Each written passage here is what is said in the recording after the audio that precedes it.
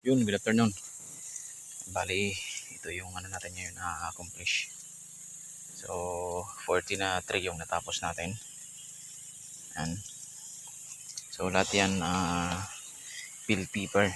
Yung ano natin inuna. Bill paper muna. So, ito yung ano namin ginagamit sa pagdidilig. So, wala ka nang kahirap-hirap. Big shot na lang. So, yan.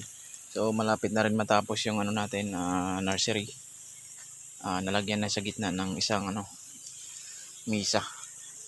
Ganito rin. Bukas malalagyan na yan ng salig. Okay, so ngayon after natin madiligan,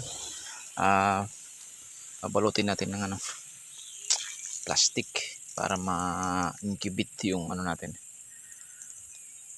So bukas pasisingawin ulit. So incubation, so para mas madali mag-germinate yung seeds. So yan lang muna sa ngayon yung update natin sa ating munting nursery. So wala pang net.